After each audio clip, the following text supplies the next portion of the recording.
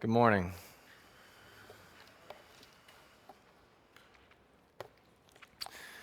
We've reached the end of 1 Corinthians. We've reached chapter 16.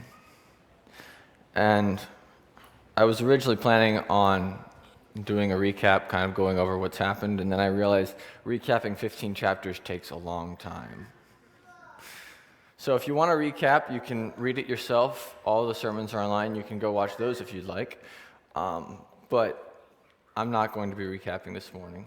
Paul has said a lot of things dealing with division, dealing with immorality, marriage. He's talked about love and the resurrection, and this morning we've reached the end. He's concluding. He's got a few final thoughts here and there. And he says, "Now concerning the collection for the saints, as I directed the churches of Galatia, so you do also. On the first day of every week, each one of you is to put aside and save as he may prosper, so that no collections be made when I come. When I arrive, whomever you may approve, I will send them with letters to carry your gift to Jerusalem, and if it is fitting for me to go also, they will go with me. But I will come to you after I go through Macedonia, for I am going through Macedonia, and perhaps I will stay with you or even spend the winter, so that you may send me on my way wherever I may go. For I do not wish to see you now just in passing, but I hope to remain for some time, if the Lord permits. But I will remain in Ephesus until Pentecost, for a wide door of effective ministry is open for me, and there are many adversaries. Now if Timothy comes, see that he is with you without cause to be afraid, for he is doing the Lord's work, as I also am. So let no one despise him, but send him on his way in peace, that he may come to me, for I expect him with the brethren. But concerning Apollos, our brother, I encouraged him greatly to come to you with the brethren. And it was not at all his desire to come now, but he will come when he has opportunity. Be on the alert, stand firm in the faith, act like men, be strong. That all that you do be done in love. And now I urge you, brethren, you know the household of Stephanas, that they were the first fruits of Achaia, and that they have devoted themselves to the ministry to the saints. That you be in subjection to such men, and everyone who helps in the work and labors. I rejoice over the coming of 3 people who I will not say, because they have supplied what was lacking on your part. For they have refreshed my spirit and yours. Therefore acknowledge such men. The churches of Asia greet you. Aquila and Prisca greet you heartily in the Lord with the church that is in their house. All the brethren greet you. Greet one another with a holy kiss. The greeting is in my own hand, Paul. If anyone does not love the Lord, he is to be accursed. Maranatha. The grace of the Lord Jesus be with you. My love be with you all. In Christ Jesus. Amen. There's a lot of bits and pieces to all of this. There's kind of idea. It's all these things that Paul's just tacking on, that I need to talk about this, and I want to talk about this, and I want to talk about this. And there's a lot that I wanted to talk about in this. I wanted to talk about verse 8, where he says, I will remain in Ephesus because a wide door for effective ministry is open, and there are many adversaries. And I wanted to talk about how when we face opposition and adversaries, it doesn't mean the door is shut. That when hard things come, it doesn't mean we're outside the will of God. And I wanted to talk about how we make plans, because Paul obviously made plans that he was going to come to the church and he was going to do all these things, and then if you read 2 Corinthians, it turns out he did none of those things. And what does it mean when we make plans, and how do we view those plans? And I wanted to talk about Timothy and Apollos and all these other people, but if I'm being honest, I got stuck in the first 4 verses. When I started reading this and I began to do my research, I began to get excited.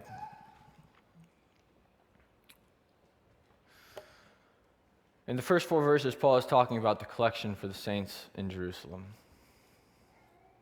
I don't know why, but when I started reading this and I started looking at what God teaches about money, I got excited. Now, normally we get excited about money when we're getting paid, right? Like, I like getting a paycheck. That's pretty nice. But in this instance, it wasn't because I was getting paid, it was because I was beginning to see the heart of God and what He has in mind when it comes to money.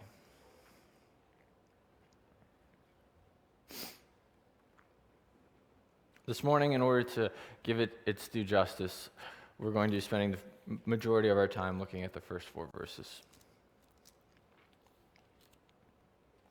Now, concerning the collection for the saints, as I directed the churches of Galatia, so do you also.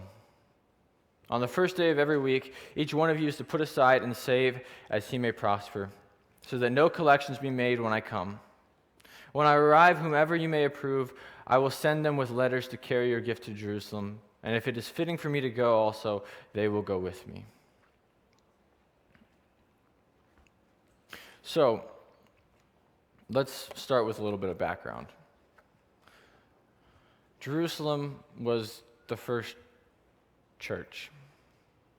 When Peter and the apostles received the Holy Spirit at Pentecost, he speaks a message, and thousands of people come to Jesus, and the church is born. But this also creates a problem, because the majority of the people who are now in the church don't live in Jerusalem. They come in for Pentecost, they were celebrating Pentecost, but they don't live there. And so all of a sudden you have thousands of people who don't really have any means of income. And so you have a lot of poverty, and then on top of this you have persecution from the Jews, you have persecution from the Romans, and it all adds up to a church that is struggling financially. And so Paul rounds up Galatia and Thessalonica and Corinth, and he gets them to help send money.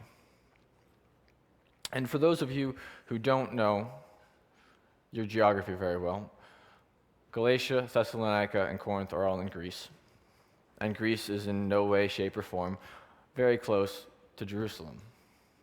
If you were to drive there today, it would take you 33 hours to get from Corinth to Jerusalem. It would take you close to a month to walk there. But Paul is saying you need to care for these brothers who are on the other side of the empire. And so he gives them these instructions and how to go about this. This is the best way to do it. I will come by and I will pick up the money, and we will take it with some of your brethren, and we will take it to Jerusalem.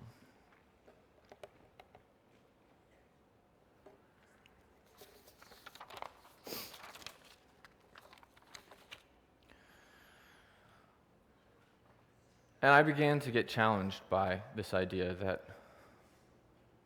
people who are in cities that are thousands of miles away would be so burdened for the brethren that they would save and that they would send this money to help them when I'm sure there was needs in their own communities. This burden that they had for their brethren, it's something I often lack. I care about the people in my immediate proximity. I care about the people directly around me who I love and I cherish, who mean something to me on a personal level. But people outside my circles I often don't care about. My brothers and sisters outside of my community I often overlook.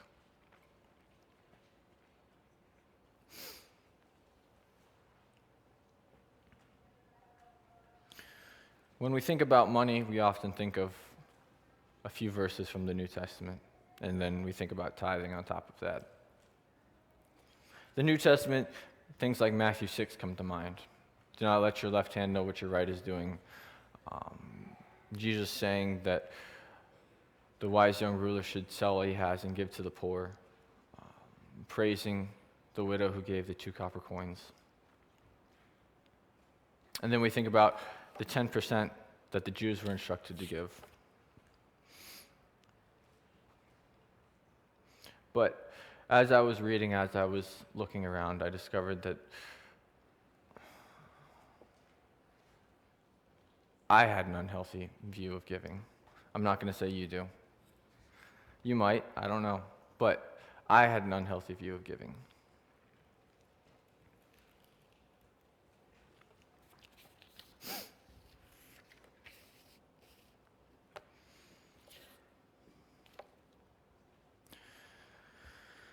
This morning, I want to look at God's instructions for the nation of Israel.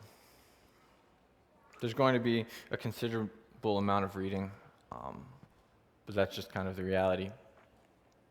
But I think that God really communicates his heart for what our approach to money should be in these verses. I'm going to begin with Deuteronomy 26, midway through the chapter. I should give a little bit of context to this. This is instructions for the tithe. They're supposed to take their what they earn and give it. They're taking it to the temple, and they're supposed to say this before the Lord. My father was a wandering Aramean, and he went down to Egypt, and he sojourned there, few in number. But there he became a great and mighty and populous nation.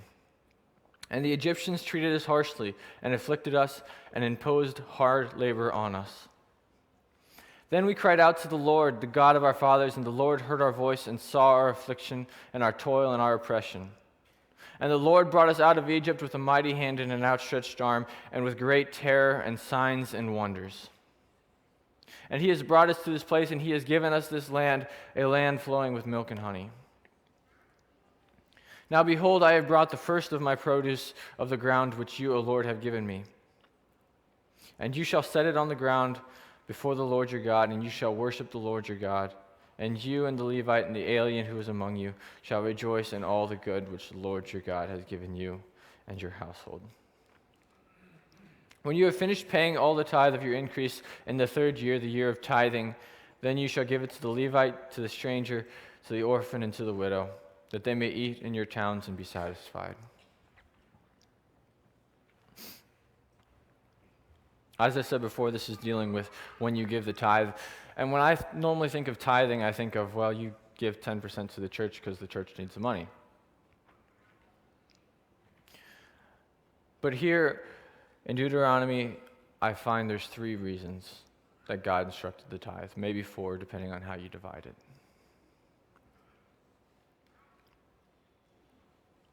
The first reason is to recognize how far God has brought them.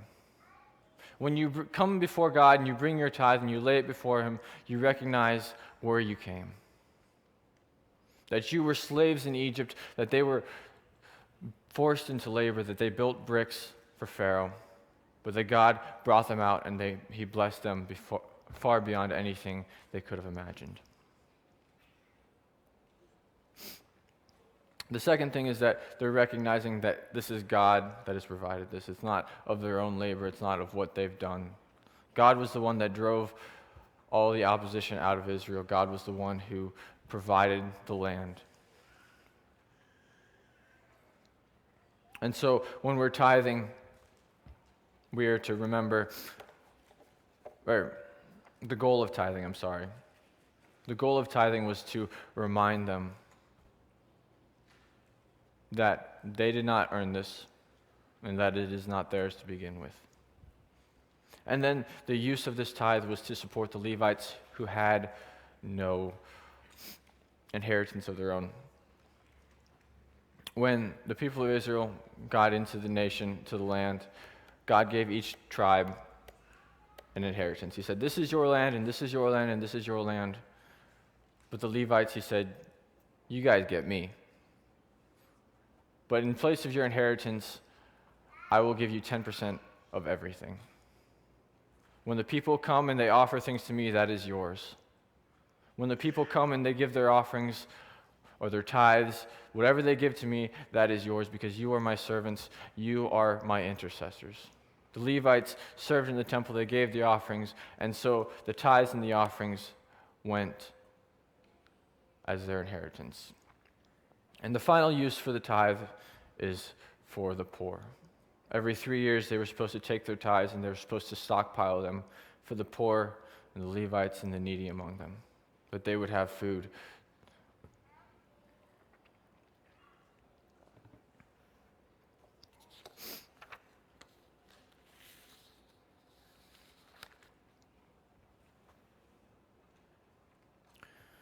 But this isn't all the instructions by any stretch of the imagination. There's far more than I'm even going to talk about. Leviticus 23, when you reap a harvest of your land, do not reap the very edges of your field or gather the gleanings of your harvest. Leave them for the poor and for the foreigner residing among you, for I am the Lord your God. Again, God's compassion for the poor, his love for them, he wants them to be taken care of, and he says, don't get everything you can out of your land. Leave some for them. Make sure that they are taken care of.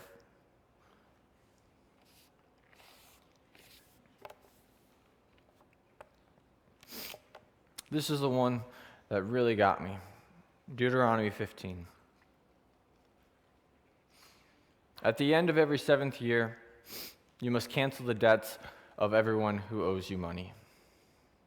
This is how it must be done. Everyone must cancel the loans that they have made to their fellow Israelites. They must not demand payment from their neighbors or relatives, for the Lord's time of release has arrived. This release from debt, however, only applies to your fellow Israelites, not to the foreigners living among you. There should be no poor among you, for the Lord your God will greatly bless you in the land he is giving you as a special possession. You will receive this blessing if you are careful to obey all the commands that God has given you. The Lord will bless you as he has promised. You will lend money to many nations, but you will never need to borrow. You will rule many nations, but they will not rule over you. But if there are any poor Israelites in your towns when you arrive in the land your God is giving you, do not be hard-hearted or tight-fisted to them. Instead, be generous and lend them whatever they need. Do not be mean-spirited and refuse someone a loan, because the year for canceling debts is close at hand. If you refuse to make the loan and the needy person cries out to the Lord, you will be considered guilty of sin. Give generously to the poor, not grudgingly, for the Lord your God will bless you in everything you do. There will always be some in the land who are poor. This is why I'm commanding you that you share freely with the poor and with other Israelites in need. If a fellow Hebrew sells himself or herself to be your servant and serves you for 6 years, in the 7th year you must set that servant free.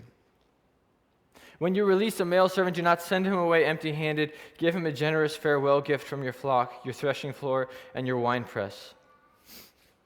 Share with him some of the bounty that the Lord your God has blessed you with. Remember that you once were slaves in Egypt, and that your Lord your God has redeemed you. That is why I am giving you this command.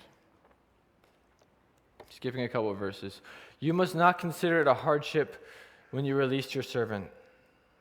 Remember that for 6 years they have given you services worth double the wages of hired workers, and the Lord your God will bless you in all you do.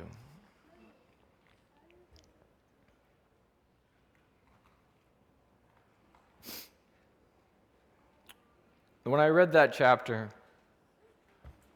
most of it doesn't apply to us directly anymore. But when I read that chapter, I got a glimpse into God's heart. I got a glimpse into what he desires with our money.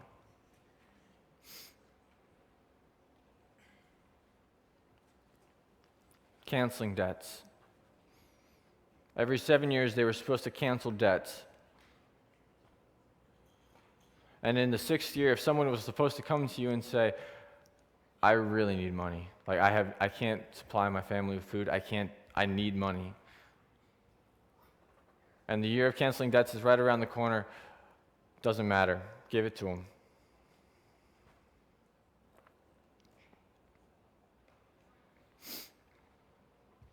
Give generously to the poor, not grudgingly, for the Lord your God will bless you in everything you do.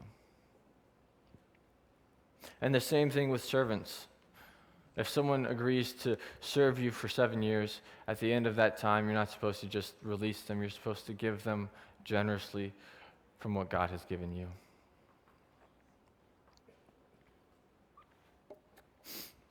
Depending on my mood, I love or hate the idea of forgiving debts. Sometimes I really love the idea of giving someone a second chance. Some people just, something happened, they need a fresh start. Other days, oh man, they got that, they earned it. They were stupid. That's the consequences. You got to deal with it. But every 7 years, God said, you're supposed to forgive debts.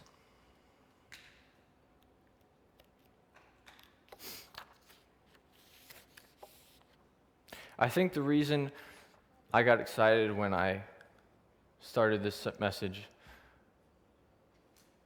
is I start to dream a little bit. I dream about what the church could do if we were generous with our money. I dream about how much good we could do for our brothers and sisters and for the community if we would be generous with what God has given us.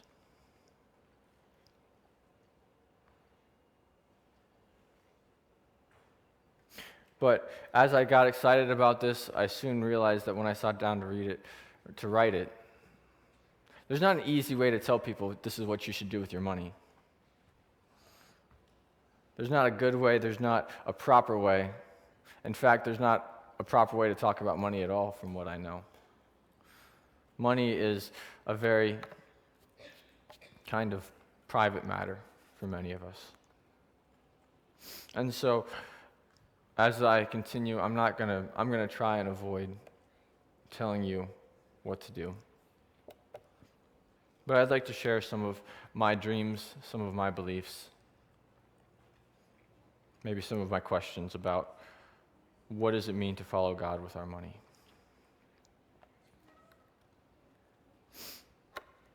Belief number 1. I believe generosity should be celebrated. We often talk about Matthew 6. Do not let your left hand know what your right hand is doing, as nobody should know what we give, nobody should know how much we make, all of that stuff.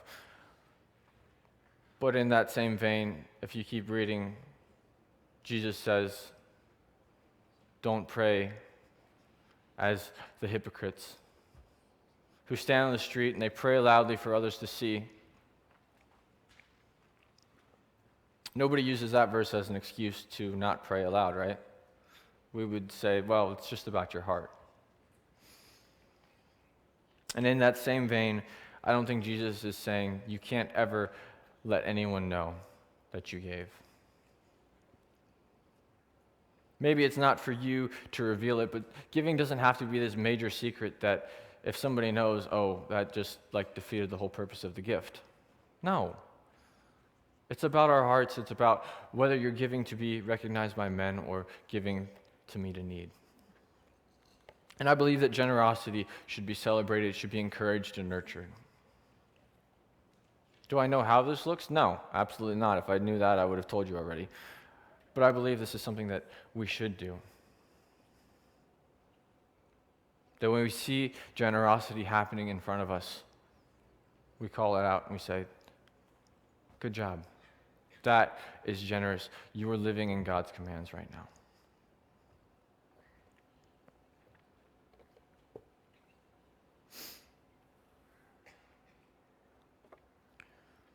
I believe that when we give, it is an opportunity for worship.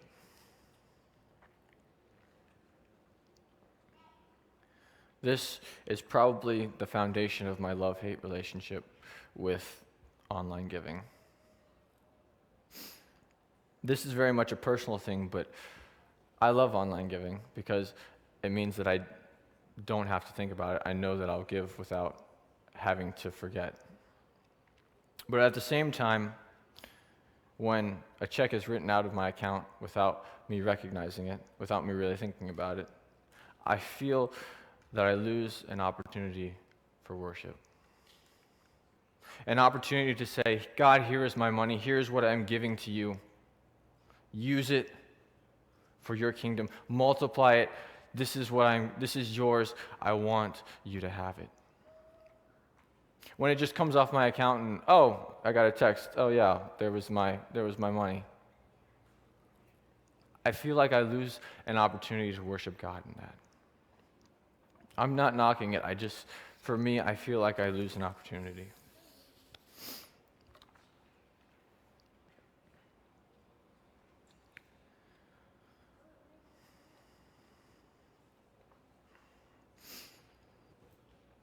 When I start thinking about money and the church, I start dreaming about all the things the church could do if the body of believers trusted the generosity of one another. I dream about what would happen if the church would start handing out loans for its members. I dream about what would happen if the church could start paying for medical bills because we trust that one another would cover each other.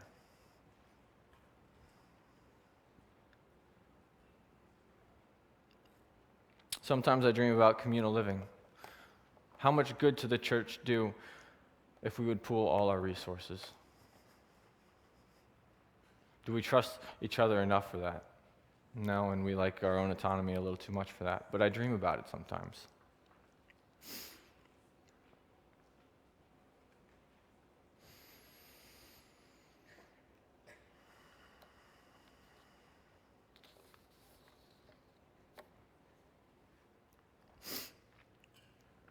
One thing I do believe is that I believe believers should never have to worry about money.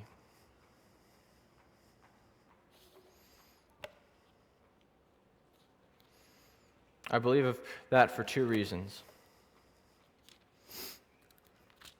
The first is Matthew 6. Do not be worried about your life as to what you will eat or what you will drink, nor your body for what you will put on. Is not life more than food and the body more than clothing? And you know how that goes.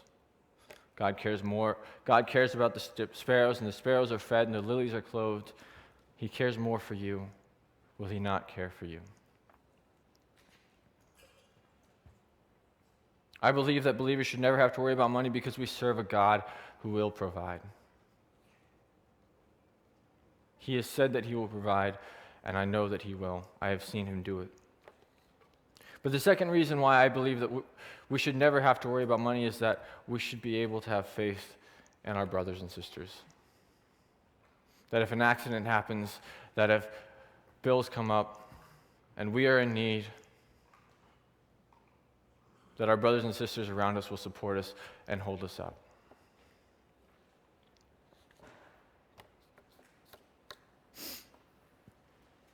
I shared a lot of dreams, I shared a lot of beliefs, but the reality is all of these things require money, and in most cases, a lot of it. And I realize that not all of you have money that you can share or give.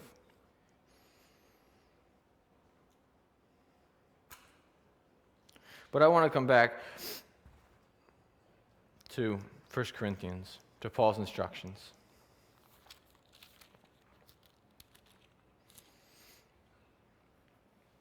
On the first day of every week, each one of you is to put aside and save as he may prosper, so that no collections be made when I come.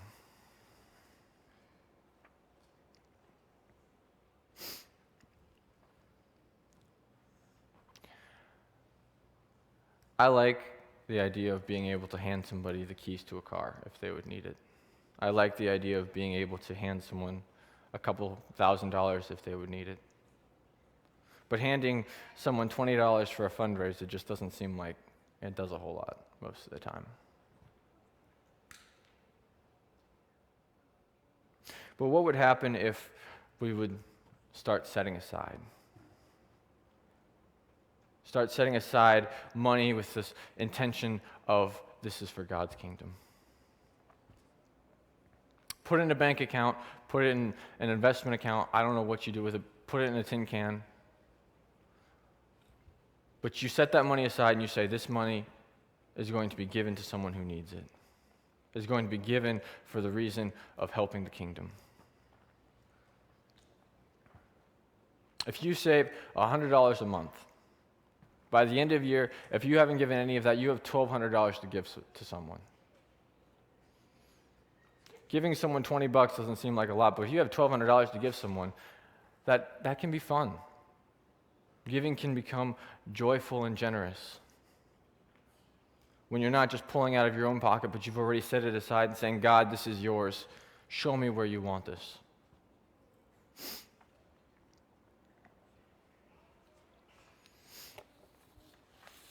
The key word here is as he may prosper. Some of us can't afford to give much right now. I'm fully aware that's the reality. But others of us can afford to set aside maybe $500 a month. I don't know. I'm not going to ask you what your finances are, but some of us can afford to be more generous than others. But that doesn't make our gifts less important. God praised the widow because she gave what she had. She gave out of the little that she had.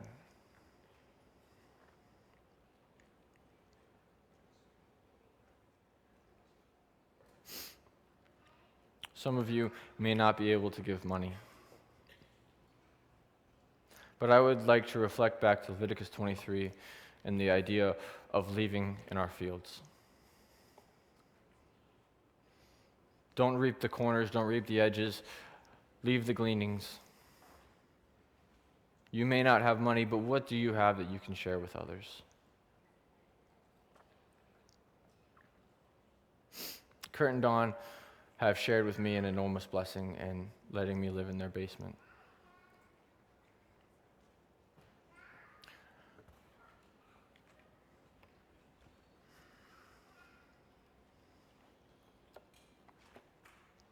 I don't know how all of this works.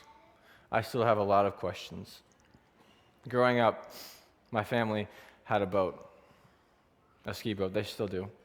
And probably all of my best memories come from out on the water. I love skiing, I love tubing, and as I've gotten old enough to start dreaming about a boat of my own, it's become this question of, is that something that I need? Is that something that, as a Christian, I should buy? And I don't have a right or wrong answer for that. I know it's not wrong, but is it? I don't know. There's a lot of questions surrounding what is money and how is that supposed to be used in God's kingdom. And I don't think there's a black and white, this is right and this is wrong.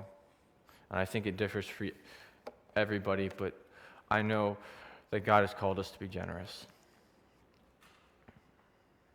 It's not about how much we give.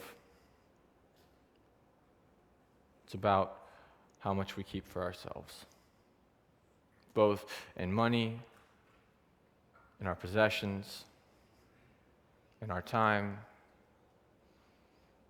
Are we generous?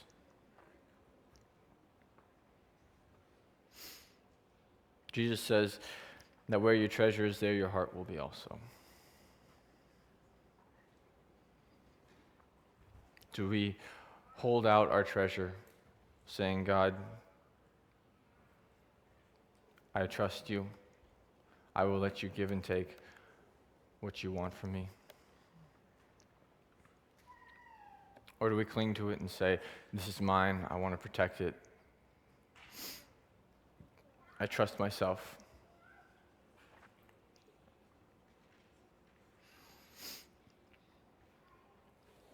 I don't know where you guys are at this morning. I don't know if my dreams have found a chord. I don't know if you guys are saying he's a whack job who, just an idealist. Maybe I am. I don't know.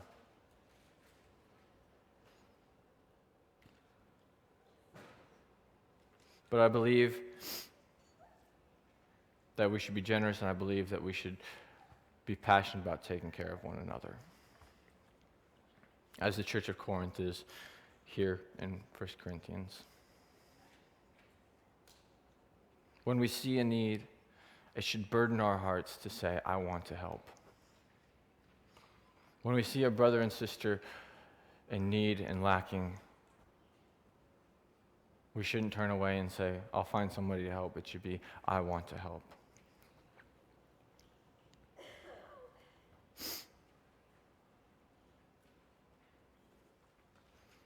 And when we are pulled from our troubles and somebody helps us, we need to remember that God has pulled us from the rubble. He has redeemed us, and we need to do the same. Father, teach us to be generous. Teach us what it means to glorify you, to honor you with our possessions.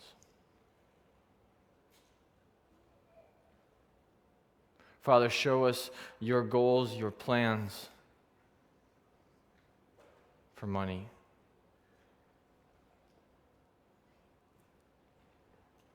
Give us a heart of compassion, of generosity for our brothers and sisters in need.